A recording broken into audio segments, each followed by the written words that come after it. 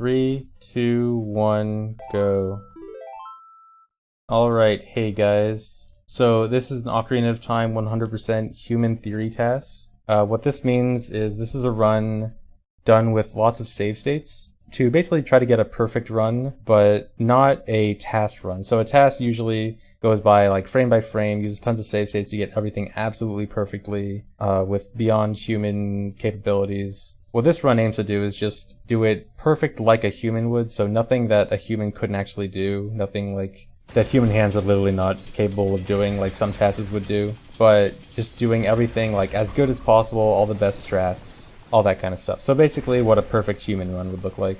Now, this isn't like super perfect. This was my first time doing something like this. There were some times I was kind of lazy with this. So this isn't going to be like super perfect. There's going to be some places that aren't all that great, but they're like good enough. So whatever. So this was done on the practice ROM, or also known as GZ. The practice ROM is like this tool with a bunch of Ocarina of Time practice tools and cheats, and one of the options it has is actually built-in task recording that you can do on console and playback on console. So, and it has actual save states too. It's not quite exactly the same as a save state you get on emulator. It's like very close though. It's basically almost the same. So you can actually use save states and input recordings on GZ to make a TAS on console. This was made on Wii and played back on Wii. So it's pretty cool that it's even possible, and so I was able to do something like this. And so for what exactly is like human capable, my definition for like human capable was definitely not consistent throughout this whole run. Like there's some things where I probably should have done some strat and I chose not to, and there's some things where I chose to do a certain strat that, you know, might kind of be a little bit unrealistic. But overall it should be fine. There's not like anything too insane, and there's not anything too bad, so I think it's generally a good representation of like top tier human gameplay, hopefully. So anyway, the run is about to start. There's one strat here, it's done in any percent, but I usually don't do it in 100% runs just for consistency reasons, but like there's this different movement you can do to get to this bridge, and then you backflip on the fence and just instantly jump slash there. Normally I climb it just because it's a bit more consistent, but that's a little bit faster. Oh my god, a best split. I think the next segment is very likely not going to be a best split. I was pretty lazy with cuckoos, so probably not going to be great. Cuckoos are stupid to TAS.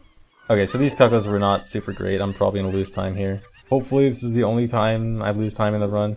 Well, I'm actually going to lose time on the next split, but this is because of a route change. So these two Skulltulas, if you don't have Boomerang for them, then you need to hover up to them. And hovering up to them can be kind of stupid. The first one isn't too bad, the second one is super bad. So this is the not too bad one. There's flying pots in this room, you can hover off of them.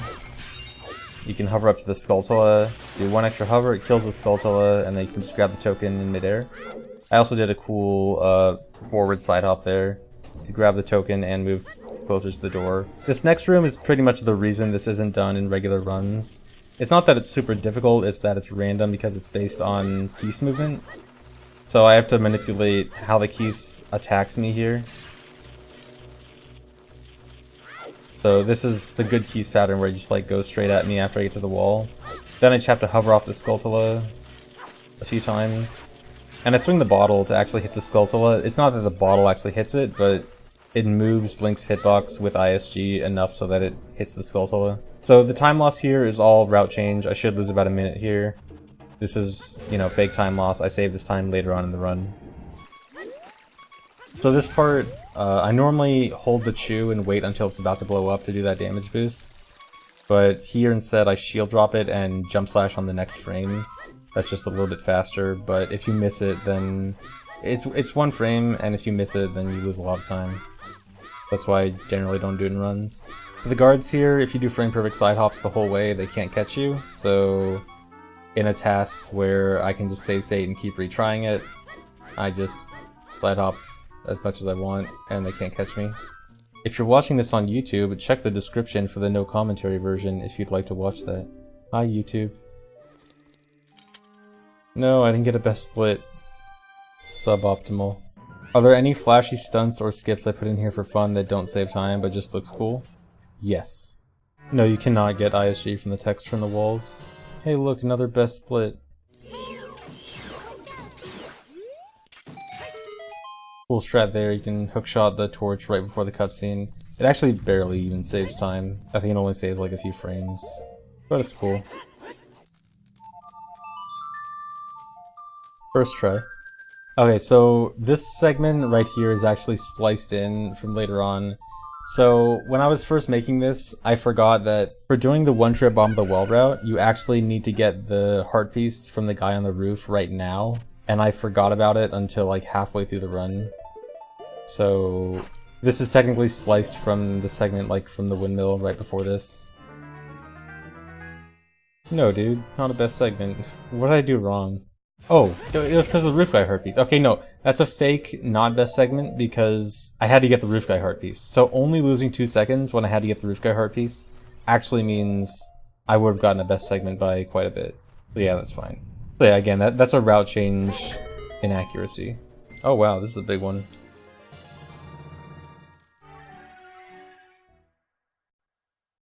Almost ahead, guys. Almost ahead after a route change that cost me a minute early on, and I haven't saved that minute yet. I think this Stalfos fight's really good.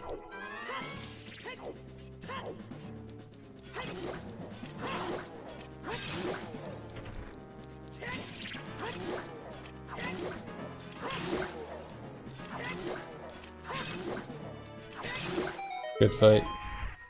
And I'm right in front of the chest. Ahead.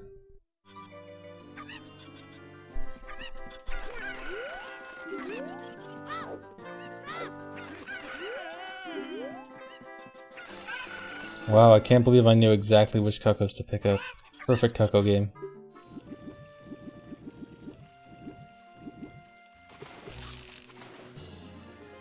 Fast fish.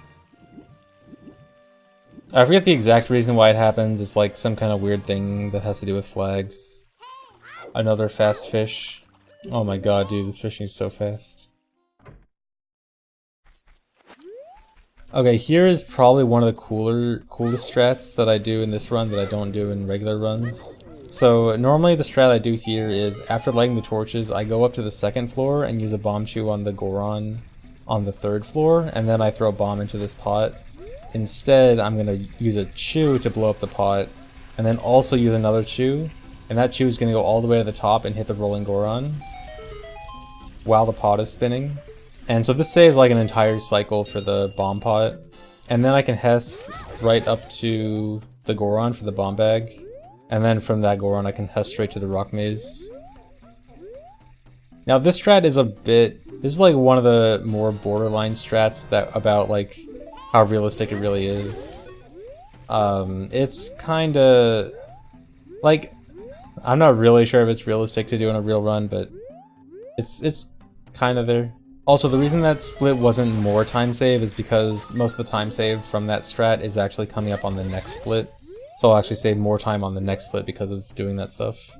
So this part is going to be another route change because of one trip Bomb of the Well. So since I already finished up Bomb of the Well earlier, I'm going to do some Kakariko stuff now and then go to Dampe, and then Dampe will be the end of the child segment, where normally I would go from Kakariko to Dampe, back to Kakariko, then Bomb of the Well. So when I climb up here, I do this mega flip over to the tree, grab this guy, and then I also use a chew to kill the gold skulltula on the construction site, and then just boomerang the skulltula from down here, and grab the token right before I enter the house.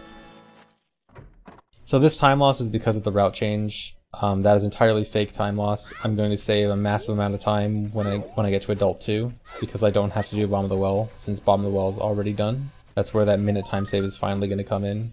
And so that also, that extra chew pack that I got actually also means that one trip Bomb of the Well saves even more time than we initially thought, because you don't have to get that reward. So wow, first try Dampe, shocker. Can't believe I got first try Dampe with save states. So actually, using save states, it took me 14 tries to get first try Dampe, so technically 14th try. Cool little strat here to run the chew on the wall to kill that skull sword really quick. Oh yeah, so normally when I split for Dampe, I split when I leave the graveyard, but since I don't leave the graveyard in this, I'm just going to skip the split entirely. And so this is actually where the child section ends with the Bomb of the Well one-trip route.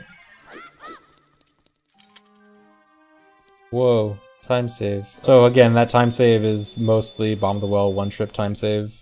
Actually, I don't know, that seems like it's more than just that. I guess also the Foreign City time save, like a combination of both. What are you Monka S-ing for? I don't want to see any Monka S's. There's nothing to be worried about. Everything I'm about to do is very safe and not risky at all.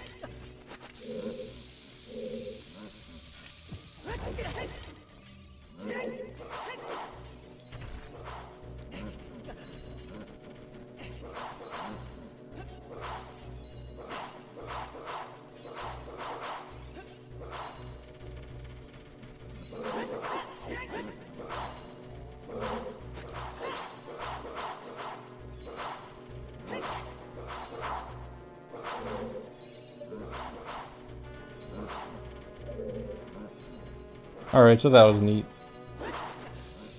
Okay, so the bad thing about doing that is the Stalfos didn't jump off the boat, and so they're causing lag, and so I lost time to lag. But that doesn't matter.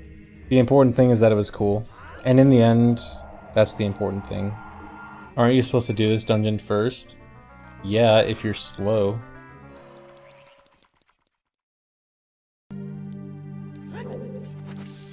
Obvious splice.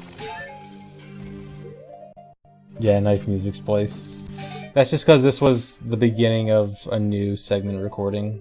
Okay, there's a really cool trick here. So when this chest is falling, if you shoot the hookshot really quickly, you can shoot the hookshot. You can shoot the chest as it's falling, and hookshot over here during the cutscene.